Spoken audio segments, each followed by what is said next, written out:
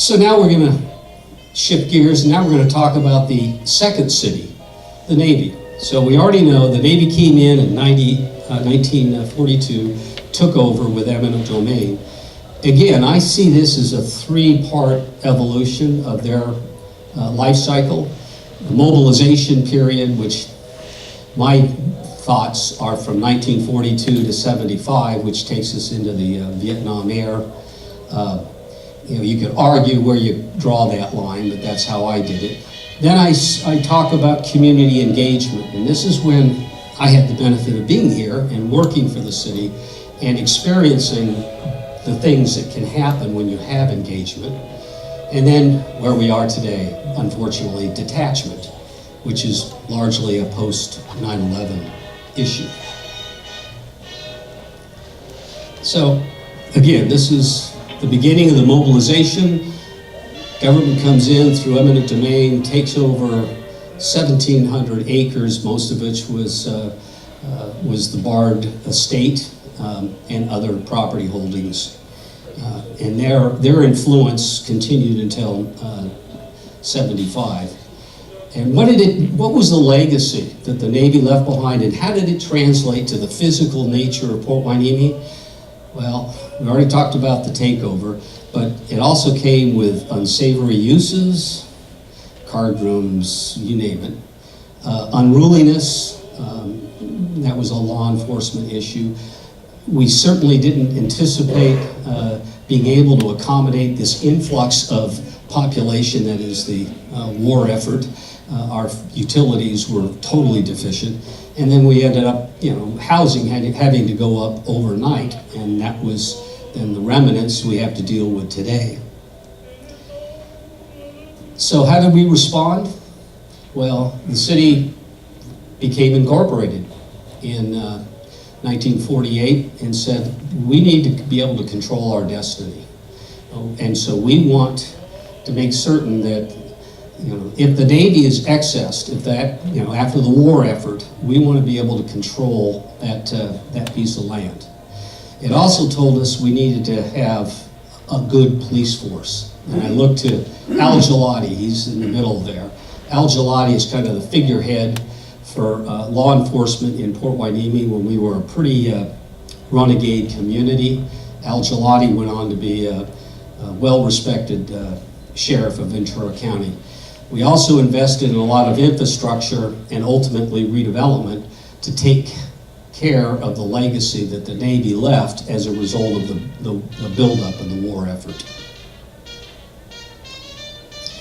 We also have been left with this unfortunate circumstance, what I call geographic fragmentation. We have a disconnect between the north and the south of our city, north and central and south for that matter. There's been several efforts to try to punch Pleasant Valley Road through over to Victoria so that we wouldn't have that disconnect, but that's not been successful. So we've had a physical disconnect as a result of the Navy's influence. We also have a demographic issue that we have to contend with. We have a high population of both active and retired military. And what are the unintended consequences? We have the lowest median household income of any city in the county. We have no ability to attract commercial retail because a lot of our retail opportunities are on the Navy base, and that's a non-taxable entity. So they're able to sell goods and services without the benefit of paying taxes. And as a consequence, we have the least tax revenue per capita of any city in Ventura County. That's the unfortunate part of the Navy's legacy. Now, these are the fun years. And I came in 1975 and I left about 2000, I guess, a couple years before that. But I attribute this, and it wasn't just Rear Admiral Nash, but he, in my mind, was the epitome of a good citizen, a community-minded individual.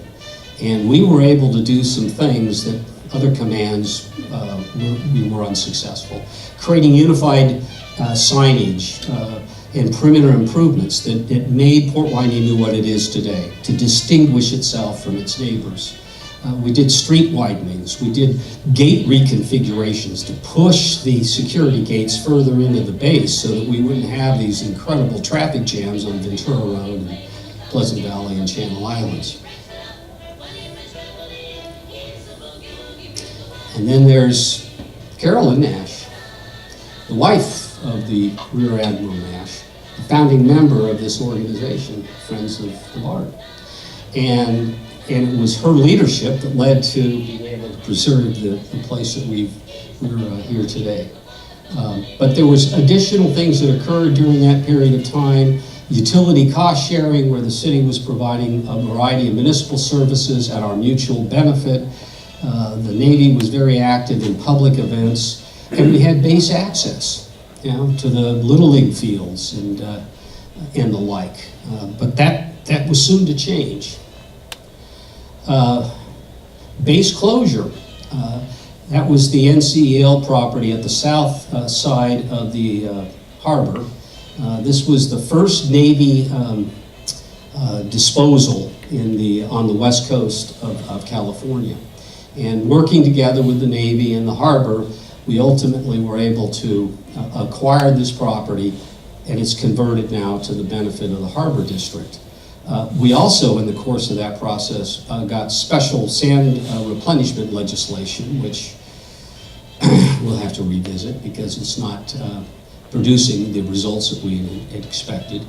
But it did allow for us to put in public improvements like the Lighthouse Beach Promenade. I attended a couple of meetings in the nation that were dealing with Navy disposal, and I think Hueneme was the only city that was able to provide a positive report on the disposal process. Everybody else whined and moaned about the Department of Defense, and they're not able to, we can't work with them, they blah, blah, blah, they're tied up in bureaucracy. This thing went down in a matter of 2 years, and that was unheard of. And that, again, gets back to, the command at the time. Rear Admiral Nash was in our corner, and great things can happen, and this happened. So, what are the benefits during this period of time, during the engagement period? The Navy opened up its doors for back leasing of its property. It did, provide for the joint use of its wharf. It provided for the reuse of the NCEL. The only question mark here is that the harbor and the Navy didn't come to agreement locally anyway regarding wharf number 2, which is on the north side of the harbor. Instead, the harbor district went directly to Congress and was able to get special legislation to carve out that piece for their benefit. That created a little bit of angst. Now, we're now entering into the detachment years. We have several problems. We've got a Navy command restructuring. We had a great relationship with the command center in San Bruno, but it was transferred to San Diego in the early 2000s. And then we had a local command consolidation. Instead of having a standalone Navy base at Hueneme, it consolidated with Point Mugu as kind of a protective measure for the BRAC process. We stand a better chance of surviving a BRAC closure if we consolidate our commands. But what that does is it dilutes our ability to work with our local command for Port Hueneme. But this is really where it all happened. 9/11, we lost access to our youth baseball fields. We now have this intermittent use of Navy gates, so we have periodic traffic nightmares on Ventura Road and Pleasant Valley. And we have, as you all know, inability to gain the kind of access that you deserve for this facility, Bard Mansion. So, in spite of the fact that these are detachment years, there's still things that need to be pursued. And I'm hoping that as we get further out from 9/11, we get new command, that we can revisit some of these issues like golf course and ball field access and out leasing for the benefit of the city and shared utility operations and The number one is access to this facility. So now we get to the city, and how has it played into all this? So we're the last ones on the block. We're incorporated in 48. And that was largely as a result of the Navy's presence. So I see the city's evolution, again, in 3 phases. Expansion from incorporation in 1970. That was the last annexation that we had. And then the renewal period is to take care of the remnants of what the Navy left us with in the years prior, redevelopment and the like. And then where we are today, which is in a maintenance mode. We're in an infill period where we're built out. And so all we can do is build from within. So we start with the expansion years. The map there to the left, the yellow represents our current incorporated boundaries. The blue spot is the Scott Bard Township and how much it consumed of where we are today. And the area highlighted in red represents what was brought into the city at the time of incorporation. Oop. Oh, we're back to this. You got your cards. Don't forget, Monday, City Hall, 6:30 to 7.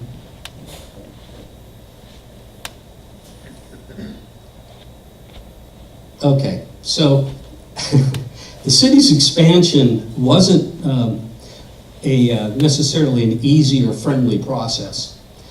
We had a series of annexation wars that ultimately defined our boundaries. The first war was the fight over local control, Harbor District and Navy. And it was all about, we want to retain control over those properties that will be under our jurisdiction. Now, it wasn't a friendly situation. The Navy and Port both filed suits and protests in that annexation process, but ultimately the U.S. District Court ruled in the city's favor. So that was our first big piece that was added to the city. Then we had annexation war number 2, which is the fight on the eastern front. And you see these little red and blue swaths on the right side of the city's border.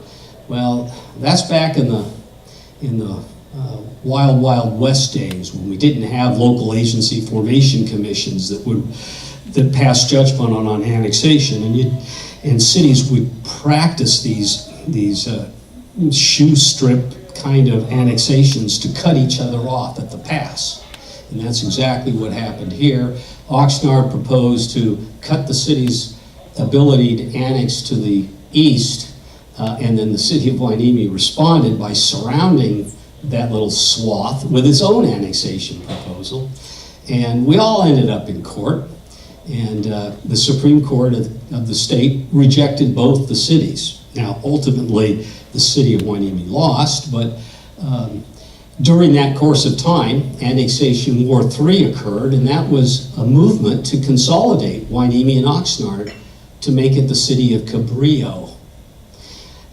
That was back in the 56 to 59 era, and Hueneme rejected that concept altogether. But ultimately what resulted was the city's boundaries on the the east, became J Street, and that was the outcome of this war.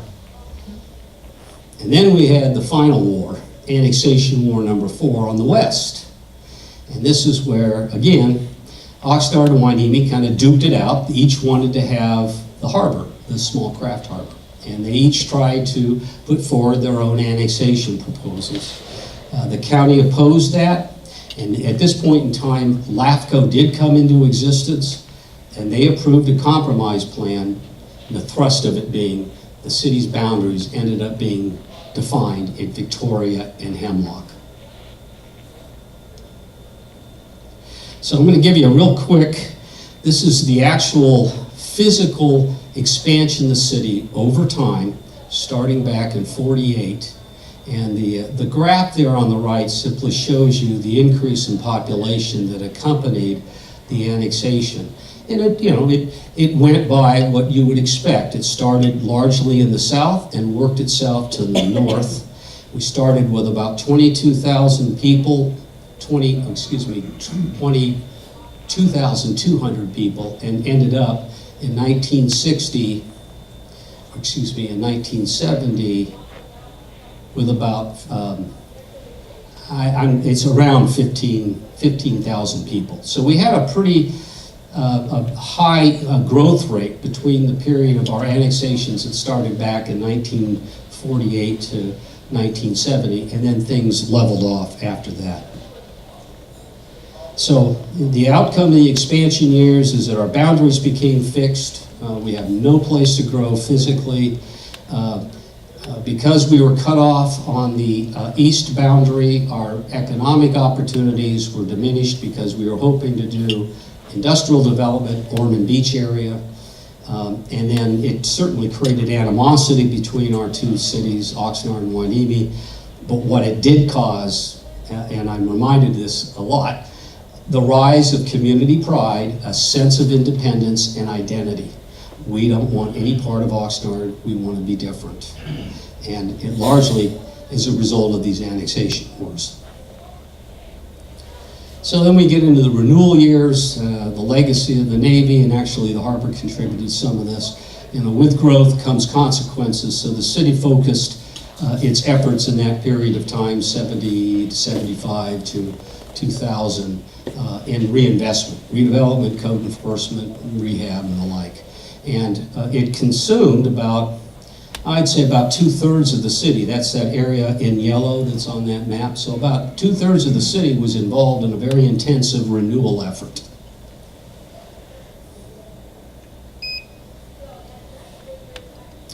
I'll go through these real quick. We had 3 redevelopment projects. The first was the harbor, which I already talked about. Beachfront redevelopment, which is basically south of Hueneme Road, east of Ventura Road. We had our largest redevelopment area, which is basically everything south of Pleasant Valley Road. And then we had a beachfront, get used to these buttons. Neighborhood preservation, which means rehab, code enforcement, things that are short of actually redevelopment where you go in and acquire property, clear it, and redevelop it.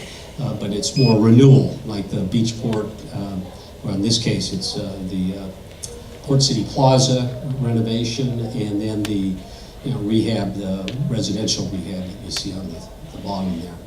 So now we enter into the maintenance years. Why do we have it? Why do I call it the maintenance years? Well, starting in 2000, we only had about 2% of the land area left to be developed that was vacant. Today, we're down to less than 1%. And so that just gives you a sense of, we're at a point where we have to take care of business internally. We can't outgrow our problems. And that's unlike a lot of communities that do just that. Oxnard's a good example.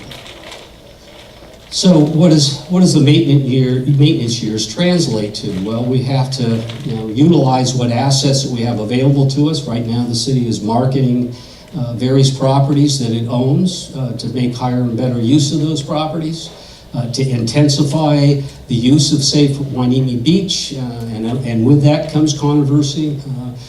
Going back to the RV resort days that some of you may remember, as well as today, we're talking about hotel office complex at the west end of the beach.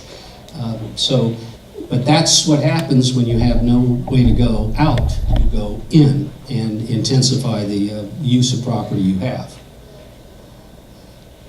In the maintenance years, I already talked about this, it forces us to be more collaborative. We've got opportunities with the Navy, we have opportunities with the harbor and land exchanges and mutual development. That's got to be our focus. We have no choice. We also now really need to focus on shoreline erosion. There's a lot of properties that are at risk. This has been an issue that has lingered forever, virtually, since the harbor was constructed. And we saw the effects of what happens when there is not aggressive action taken at the federal level. We end up losing our beach, and putting our properties at risk. This will continue to be an issue in our maintenance years.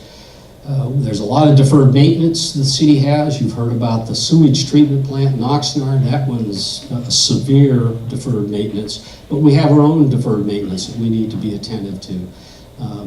And we're making headway, but that's our new focus. We can't outgrow our problems. We have to deal with what we have. We're also having to contend with traffic and pedestrian issues. Gradually, we're putting in various measures to protect kids and the like in those neighborhoods and to calm traffic. We can't necessarily do that on our main thoroughfares like Channel Islands and Ventura Road, but we certainly can do it internal to the neighborhoods.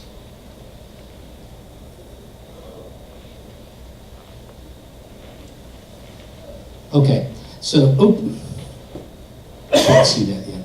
So this is the life cycle of the city, and you can see why I cut these time frames up. The expansion period, which was 48 to 70, we saw an annual increase in population of about 18%, and then it started tapering off in the renewal period back in 70 to 2000, 2% annual growth rate. Here we are in the maintenance period, post-2000, we're under 1% growth, and that'll continue on. So we are truly now focused on how to make our community better internally. So what's the legacy here? Well, you know, like it or not, we have this relationship. And like siblings, you know, there are occasions that we duke it out, we squabble. But in the end, we say we share the same space and we serve the same constituency. So we can't escape that. We need to work together to make it the best place we can have. Now this is a life cycle that I overlay everything, and this was not intentional. When I put this together, I did these individually in terms of the life cycle of each of the 3 cities. And what I saw here is a convergence, and that's those green things, that the changes between the life cycles of the harbor, of the Navy, and the city seem to coincide. And that was, I didn't do that by design, it just worked out that way. So it just goes to show how we affect one another. So we're joined at the hip, like it or not, and then there's Newton's law. For every action, there's an equal and opposing reaction. That means we better be friendly. But these are my life musings. Everything that goes around comes around, and sometimes it ends with the 70th city anniversary. Now, we need your feedback. This is for Orveen's benefit. There's 3 ways you can rate this, and you don't get out the door until you do. You can either say it's the best presentation ever, and I've already filled this out for myself, or it was entertaining but not accurate, or you want a refund of your fee. Well, you'll have to talk to Becky if that's the box you check. So, we're time for questions, but damn, I think we're out of time, right? We pretty much are. Pretty much are? But all right. still, you should take a couple. All right.